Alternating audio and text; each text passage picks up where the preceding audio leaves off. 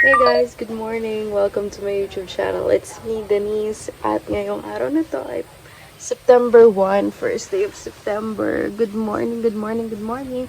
Good vibes sa inyong lahat. At sana maging okay yung buong September nyo with no burdens. More fun and engagement and opportunities and positivities. Spread, spread, spread. Morning, guys.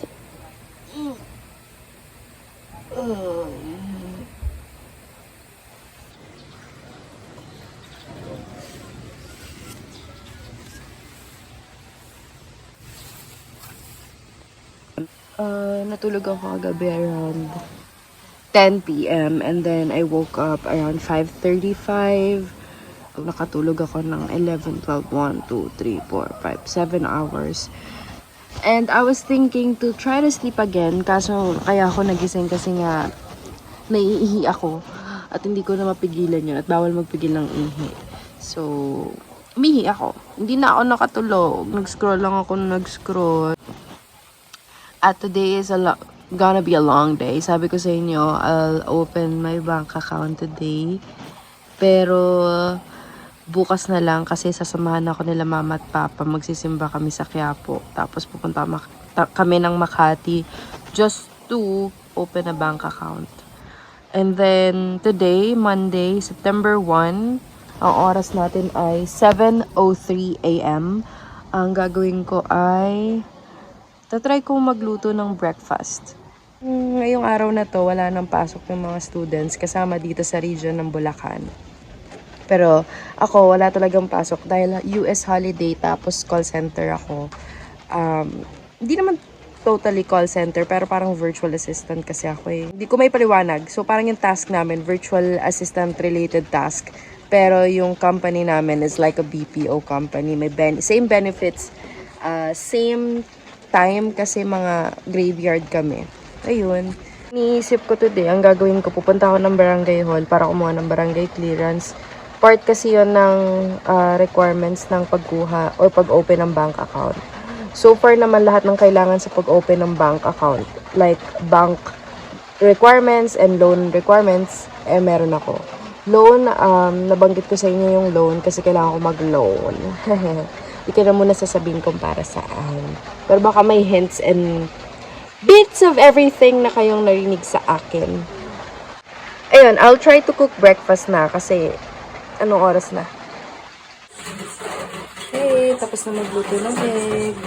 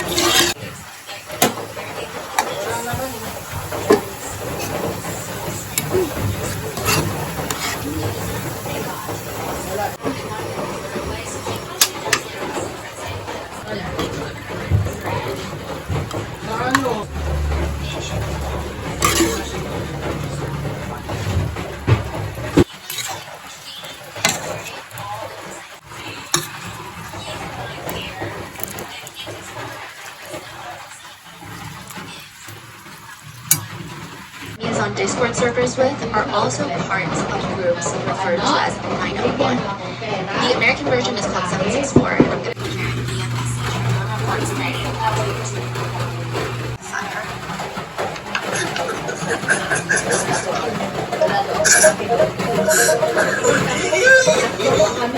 Time to eat! Yum! Umuulan pa rin, kaya masarap tong natirang nilaga ulam kagabi. Bango-bango! Meron din itong isda. Paksiw na tilapia. Hindi ko lang ito kakainin kay mama to. Tapos may iniinit si Buboy na Spanish bread yata yung nasa oven. Of a guy filming and this is so full of it. The important thing for us is not to make a name for ourselves. Because he's like trying to he's like, the goal for us is to make money. So they're upset about that they even want to burn us down on Twitter as like no pieces of flesh. It's unclear where the flesh and the pieces did not commit to a spur of the moment decision. He's basically insinuating that these Ayun yung second brother ko, nakita niyo na rin. into the minds of these those evil thoughts and desires. So once all the Turkish netizens go through the insult films, they start looking at the government like, okay, well, are you going to do something about it? Questions are, you would think a police press conference.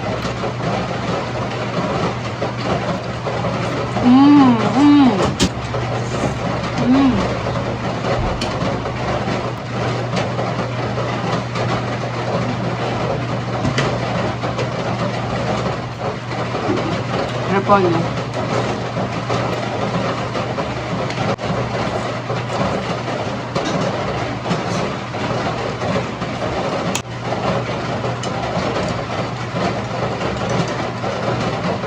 Milo.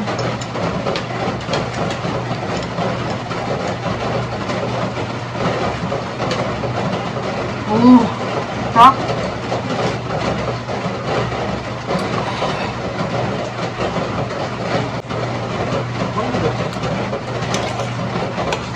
Over na yung boy.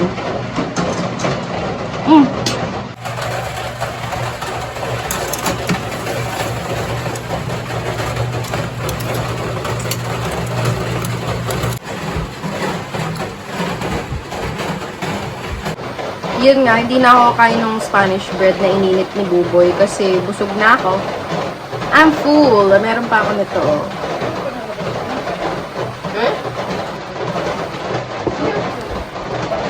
Walang pasok ngayon at maulan. Kaya for sure sarado yung barangay hall. Kaya di muna kami makakakuha ng barangay clearance. So what I will do is I'll submit all the requirements that I have. Tapos yung barangay clearance ihuhuli ko na lang or i-check ko if may copy pa ako.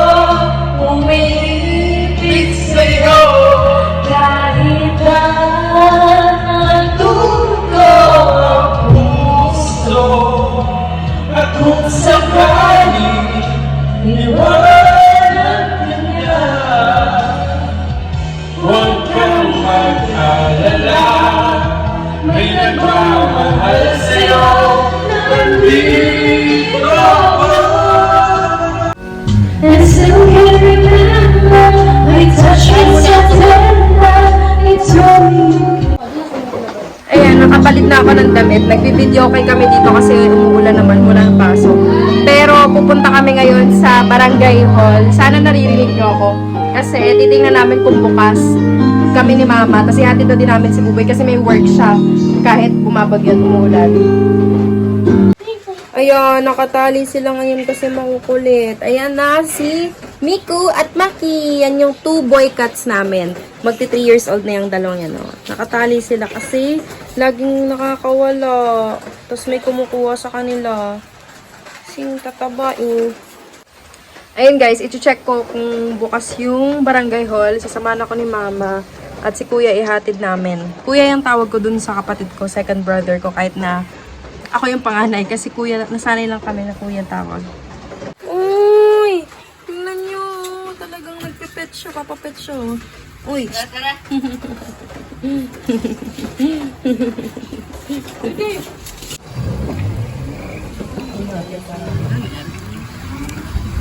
Ay, maulan. Si Kuya ang aming driver. Kami ang magkasama ni Mama ngayon. Madulas kalsada ngayon guys, mga bounce.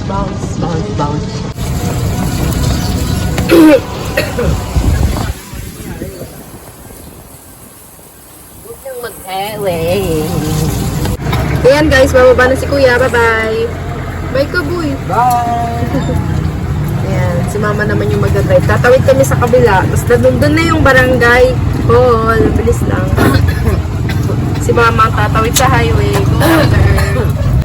Bye! Hey, bukas ang barangay hall. Mayroon ba ngayon kuha na ng barangay? Wala yan?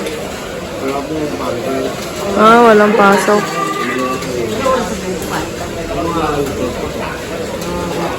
So, uuwi kami ngayon ni Mama kasi nakalimutan ko yung card ko pang withdraw.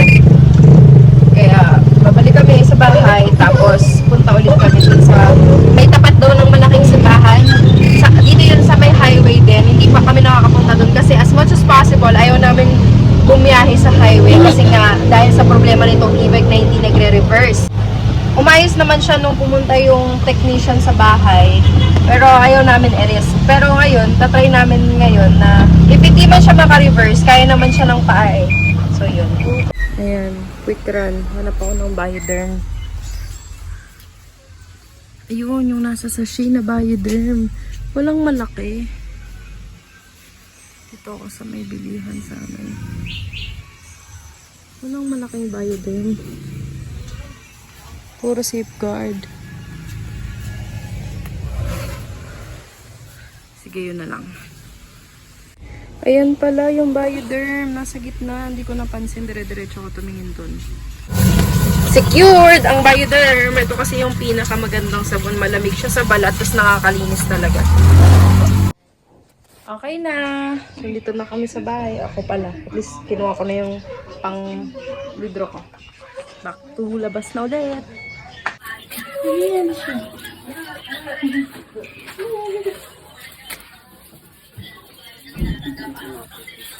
Diyan ka si Mama? Gusto magpapit eh. Tumatalon. Dito kami sa may Petron, tapat ng malaking simbahan. Ayan ang withdrawhan. Finally. Pila ako. Hindi ko na kayo na-update guys. Ako na pala yung mag-drive ngayon. Punta kami sa palengke ni Mama. Bimili kami ng ampalaya. Yun yung ulang for today's video. Tapos kanina, pumunta kami dun sa may, yung nakita nyo, nag-try kaming mag-withdraw. Pero nakalimutan ko yung PIN ko sa Pag-ibig Loyalty Plus card ko. Hindi ko alam. So, kailangan ko mag-call sa kanila para i-reset or i-unblock yung card ko. Kasi, unfortunately, na-block ko siya after 3 attempts. So, ayun. Nag-submit na ako ng request or ticket for resetting my PIN. At saka, ito pa, nilink ko pala siya sa Hello Pag-ibig card. Nakalimutan ko naman yung login ko doon.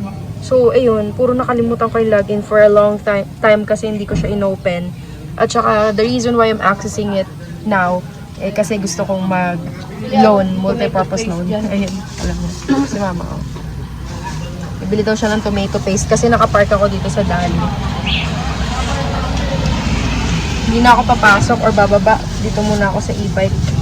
At ito na ngayon na pamili niya. Lagay ko lang dito sa likod. Bale, plan ko mag-multi-purpose loan kasi nga mag-o-open kami ng burger business ni Mama. Dati meron na kaming burger business. Marami na kami na-try na business actually. Pero dito sa new house namin or itong nilipatan namin na talagang own na namin na bahay. Like I said dun sa pinaka-unang vlog ko this year is lumipat na kami dun sa bahay na talagang sa amin na inasikaso ko. Ako yung owner ng house. So, yeah. Now naman, magtatayo kami ng first business dun sa bahay na yun, which is yung burgera ni Mama. Ayun. Excited na kaming lahat. Kaya gusto kong mag-multi-purpose loan. Para din naman magamit ko yung contribution ko. I think I'm paying my tax properly. Or I'd love to think that. So, gusto kong gamitin yon and I-exercise yung rights ko. Kaya, gagawin ko yung best ko mag-loan. May mga tanong, sabi nila. Sorry guys, kasi nasa parking lot ako. Nakabahan ako, baka maatrasan ako. Pero wala na naman sasakyan. No? Konti na lang. Ayun, so sabi ko nga i-exercise ko yung rights ko. Hindi na nila ako mapipigilan mag-loan. Gusto ko talagang gamitin yung contributions ko kasi hard-earned money ko yon. As a strong, independent panganay, breadwinner, and all that thing, kailangan yon. At na-excite ako mag-business kami kasi masaya yun, family business. Masaya na lahat kayo is involved dun sa isang bagay na yon. And makikita mo na kahit papano is nakaka-build siya ng harmony sa family nyo.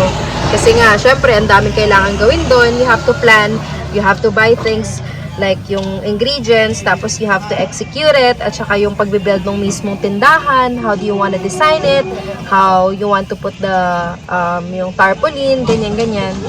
So yeah, we're just very excited to start the business. Tagal kasi ni Mama, yun na siya. Kala mo may dalang ice cream. Binili lang yun yung tomato paste. Ano binili mo, Ma?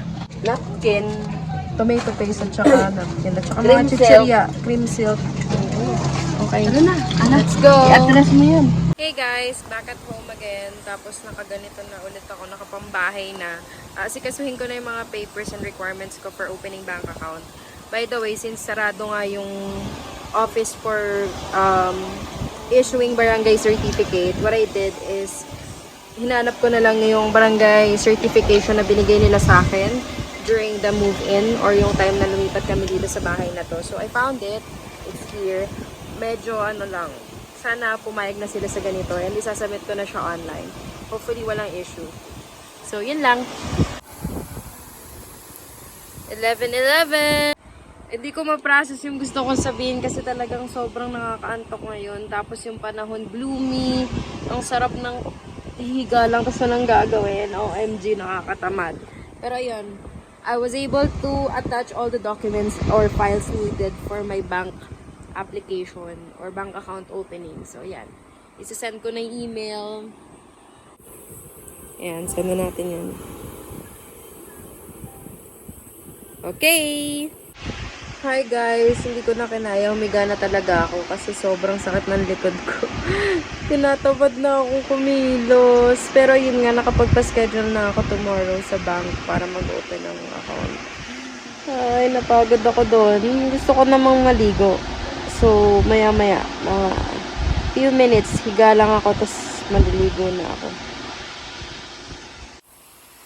Ayan, so sobrang masaya ako kasi nagawa ko na yung kailangan kong gawin. Ayan, umorder na ako ng BFF fries para sa aming magkakapatid. Tapos burger kay Mama, tapos yung flurry matcha. Hehe. Small reward sa sarili ko. Pagod na kasi ako, God. Yun lang yung ginawa ko. Ganon din ba kayo? Grabe, nakakatamad. Yan, tas na ako maligo guys, 'di ba? Yung top ko galing yan kay Ira. Shout out sa iyo, Ira. And hi Kate, shout out sa iyo kasi talagang walang sawa yung pagsuporta mo. Bawat upload ko, ikaw yung unang nagre-reply, ay nagko-comment, ikaw din yung unang nagla-like. Kaya thank you Kate. I hope masarap yung ulam mo today at talaga namang masaya ang iyong araw. Ayun nga, dahil ang tagal kong nakaligo, hindi ko na na-videohan yung McDo. Naubos na nila yung kanila. Pero meron pa naman ako natira nito. Tsaka itong fries. At burger. Ayun. Ampalaya. Kain. Ampalaya ang aming lunch. Hey guys, that's it for my video today. Kailangan ko nang gupitin. Thank you so much for watching and I hope you comment below, you like and subscribe and share this to your friends kung gusto nyo lang mag-share ng kung anong ideas at mga natutunan nyo sa akin for today's video. Hindi ko na kayo ma-update pero later kasi ipapaprint ko na lang or ipapa-photocopy ko yung mga bank requirements na need ko for tomorrow's agenda natin. So yeah, I'll just record the video for tomorrow and then upload it to my next video. So thank you so much for your time and watching. Stay safe, everyone. Happy September!